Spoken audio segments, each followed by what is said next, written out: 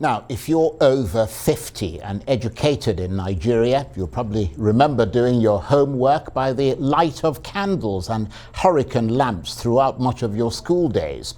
And here we are, of course, almost half a century later, and your children are still living with the same problem. What does that say about this country and its political leadership? Does it allow any scintilla or shred of optimism?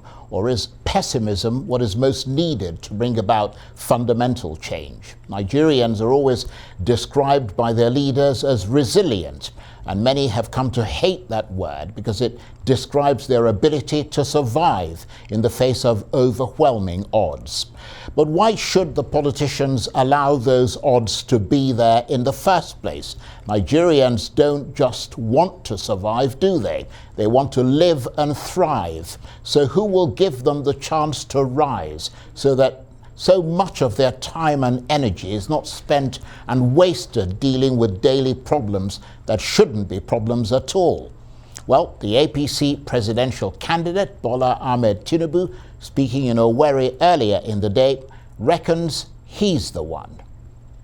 I know you know what you want, and I could see the determination in you. But what do I bring? I bring progressive governance, a forward-looking government, not a backward tilting repeater station ready to take us back to yesterday. I want to give us our tomorrow. Aspiring to the highest office of this country, to all the governors, they've been working with me and they've been brainstorming with me. And here we are demonstrating to the rest of Nigeria that we are thinkers and doers. It doesn't take an atlas carrying the road map of the world and the heavy burden of the rest of the Federation on its unit, on its soldiers. It takes common sense, thinking, detailing, and doing to bring success to life. Bola Ahmed Tinubu, who is the presidential candidate of Nigeria's ruling APC party. Well, for more on the APC, their campaigns and all the rest of it, I'm joined in the studio now by Arise News analyst and former chairman of the editorial board of Daily Trust newspaper, Mahmud Jega, and by Sumner Sambo, Arise director of news and political editor. Thank you very much indeed for coming in.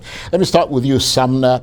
Just sum up for us briefly how the APC campaign has been going so far. I understand it's been quite intense in the last few days.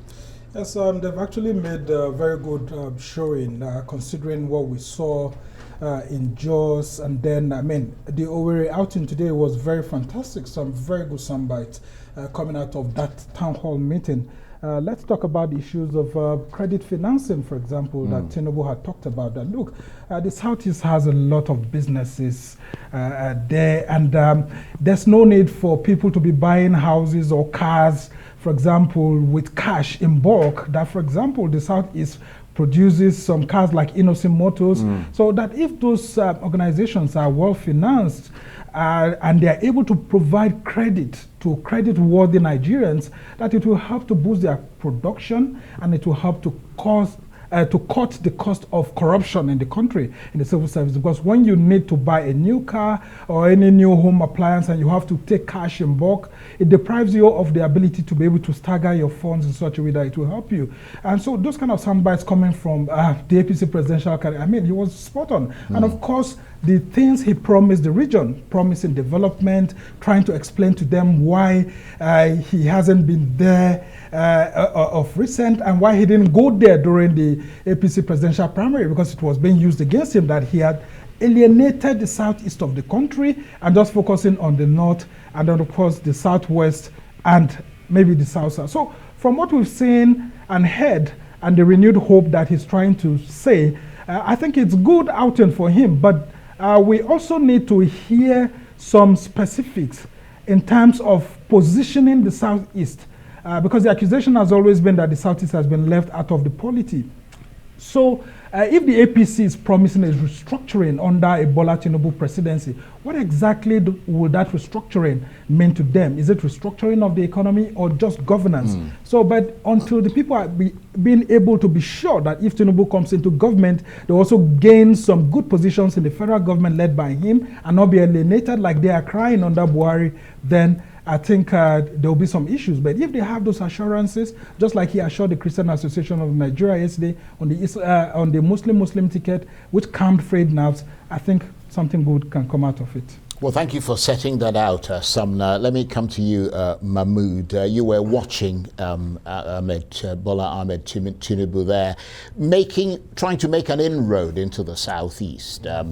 It's not an easy road, is it, for somebody like himself? But he's making the effort. Well, he has to make the effort. The APC campaign calendar promised to campaign in every part of the country. Well, our situation is different. You know, in America, a candidate does not campaign everywhere. He looks at the places that he is certain to win. There's no need to go there. And the ones that he is certain to lose, there's also no need to go there. So he only goes to the battleground. So swing states. You battleground states, where you are either just ahead or just behind. But of course, they have 50 states and a very large area. But here, a candidate must make a show of going to every state. You know, it is very hectic because there are 36 states. In fact, back in the Second Republic, candidates didn't stop at just state capitals.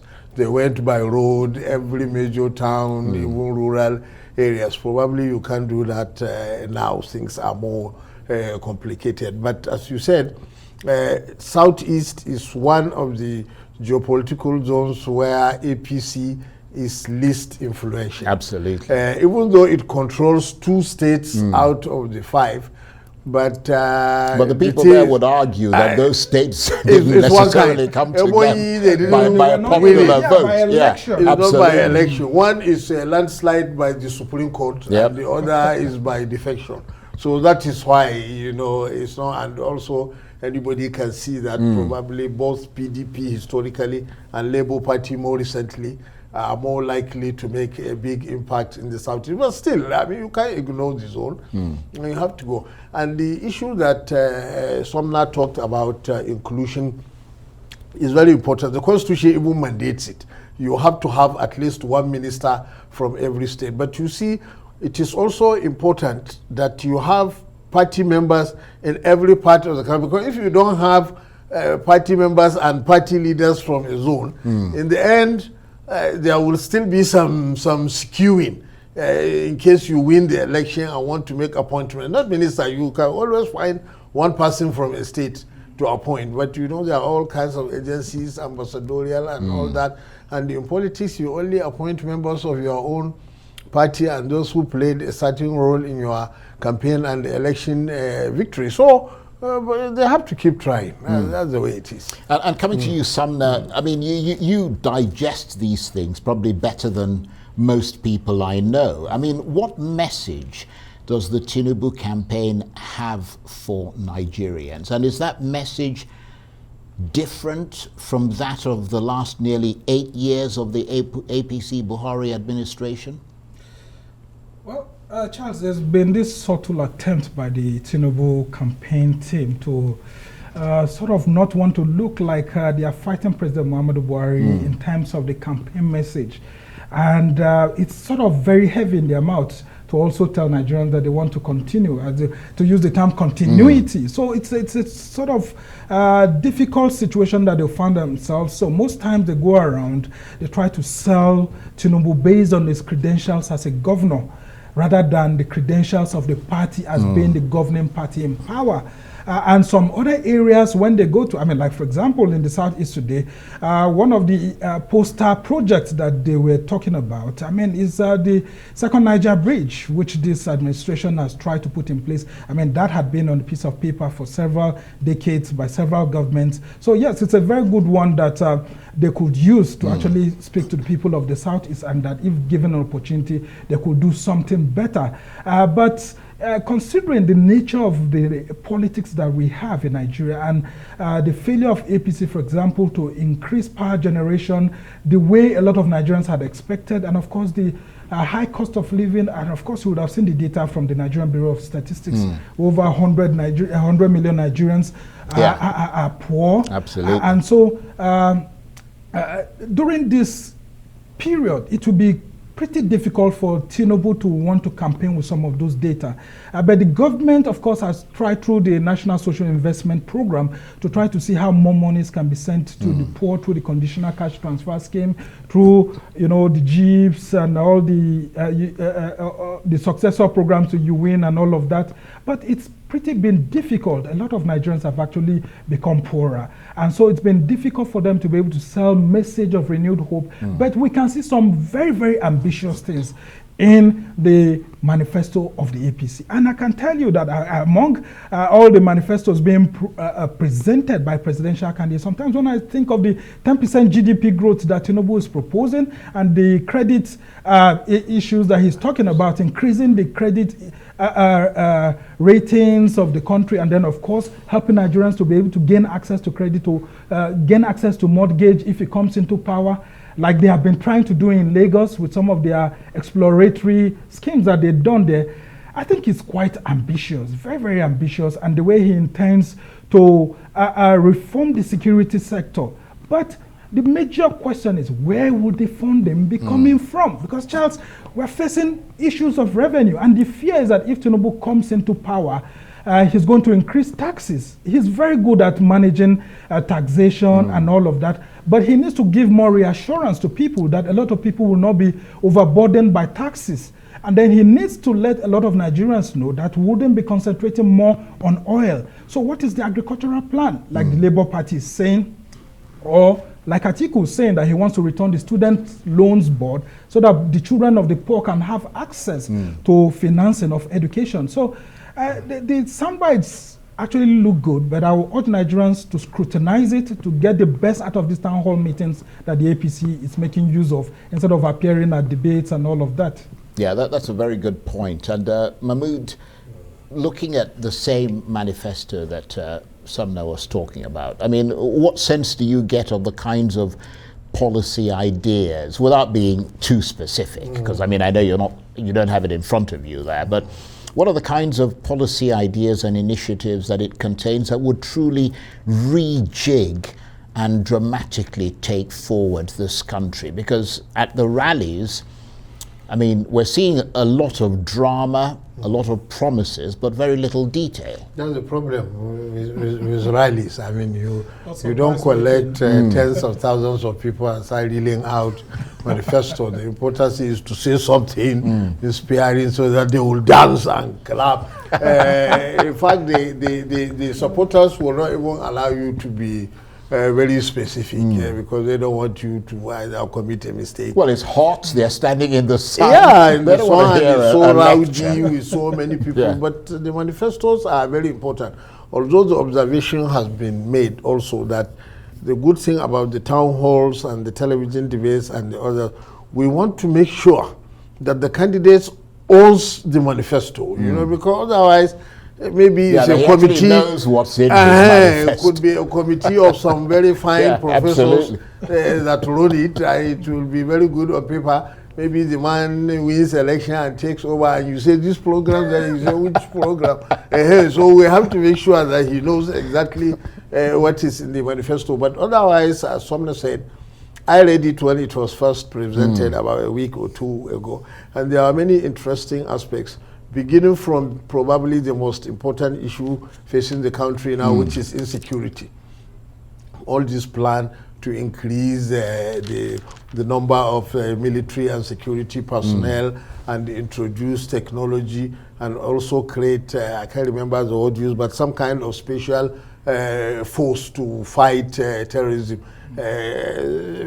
Possibly a reincarnation of the old National Guard that we had that Babangida tried to do, but was later on dissolved, and all kinds of also forest guards to guard the ungoverned spaces. And then Sumner also said there are many interesting things about overall economic revival, industrial and all that, but he asked a very important question about source of funds. You see, the most visible source of funds for the next administration is to end fuel subsidy. Yeah. Because that's trillions of naira overnight. But it depends on how ready they are to pay the political price. But probably the present government is being very clever. It said that fuel subsidy will be removed from April. That means the election is over, the old tenure is over, and the new president comes in his honeymoon period. He tries something like that. But probably it's the wise thing to do, because as anybody can see, this fuel subsidy system has to end. Yeah, it's got to go. Go on spending trillions of naira just to finance our moving around. And the good thing about it is that if you do it at the beginning of your tenure, people may protest and shout, but you have time to recover. Because if you can show that the money that you saved, you have plowed it into some very sensible projects and policies in education, in infrastructure, in poverty alleviation, in agriculture and all that, then maybe after a year or two, people adjust and say, okay, the man knew what he was talking about. So that is it. But otherwise, like the clip you showed today, you know, mostly what Tinubu was saying, you know, where he was inspirational, renewed hope, this and that. But you know, the other question about, it's very tricky for the APC candidate, because you are the candidate of the ruling party. And if people are not particularly happy with the current situation under an administration of your party, then definitely it is a tricky business. On the other hand, politically, you cannot afford to distance yourself from the president and his administration. And this is not the first time it is happening. I remember in 2007, when the late Umaru Yar'Adua was campaigning, outgoing President Obasanjo took charge. He was the one who dominated the rallies, and he said, Umaru will continue with the reforms, and those so-called reforms were very unpopular. And personally, I was wondering, I said, why is Umaru promising to continue something that many people do not like? But on the other hand, it was impossible to disown Obasanjo. And as we know, actually, PDP just railroaded him into the presidency, so that he himself turned around and said that the election was not good. But things have improved since then electorally. I mean, you can't do now what you did in 2007, just write results and announce them. I remember that time INEC, when they had that the election observers were going to issue some statement which may not be complimentary, Professor, you just rush and declare the result. Maybe you can't do that kind of thing now. So it's quite tricky, but still the APC candidate has most of the advantages in the current election cycle, I think. Okay, well, let me ask you this, Sumner. What would you say is the biggest obstacle that you think could mitigate against a Tinubu victory in 2023?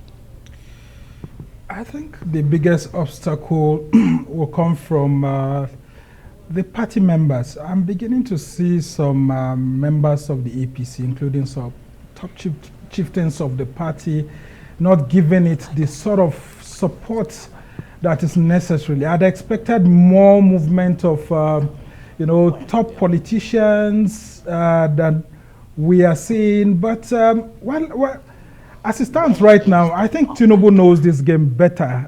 He's a better strategist when it comes to this game, and he knows that some of his party members, stalwarts, are a little bit reluctant to join his campaign now. So there needs to be a lot of confidence. I mean, we've seen some people who were aggrieved actually not wanting to easily identify with him. But when I saw Rotimi Amechi, the former Minister of Transportation and former two-term governor of Rivers State, at the inaugural rally in Jos, I mean, I felt that Tinubu was beginning to actually do the great job of actually wooing some of the aspirants. But Vice President Yemi Osinbajo wasn't there. People like Boss Mustafa weren't there. Okay.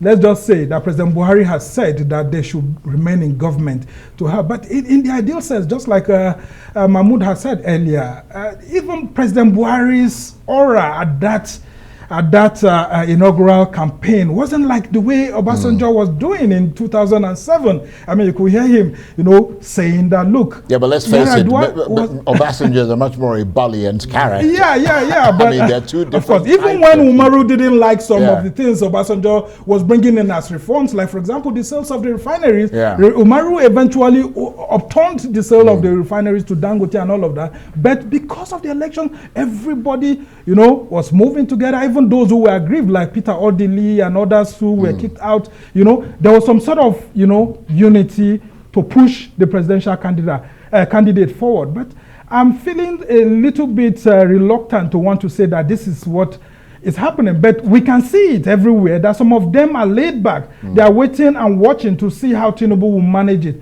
And so the Tinubu campaign team, his people, also need to know how they can accommodate those who are aggrieved. If I tell you that there are no aggrieved people in the APC, I'll be lying to you. So there still needs to be that room to open up, because it's only when they are united, then they can conquer other political parties. Like you go to Rivers State, they've been trying to woo Nyesom Wike. So if Tinubu and his handlers are trying to woo Nyesom Wike, and it looked like they were trying to push away Rotimi Amechi, who is the APC strongman there, I mean, there will definitely be crisis. And if you go to other states, that's almost what seems to be happening. But I think that Tinubu himself and the president needs to come together. The message of their renewed hope needs to, be, sent within the party, so that party members are able to understand the content of the manifesto before they are able to sell him. And lastly, the issues of town hall meetings are very, very important. I was very elated yesterday when I saw Tinubu talking to the Christian Association of Nigeria. I mean, in an atmosphere of understanding. And just today he was in Owerri, he still explained a little bit part of it, saying that, look, even in the UK, in the midst of a crisis, they are not looking at religion. A Hindu person had to be brought into power to help move the economy, and that's the way he is saying himself. And he chose Shetima from that angle. So if the message is able to resonate well within the APC itself, the stalwarts come together, it will be easier for him to be able to face the larger crowd, and of course all the questions that are surrounding his personality and all of that. And with that, we shall leave for another day. Sumner Sambo, you're a star. Mahmud Jega, you're a star. And I want to thank both of you very much indeed. Thank you.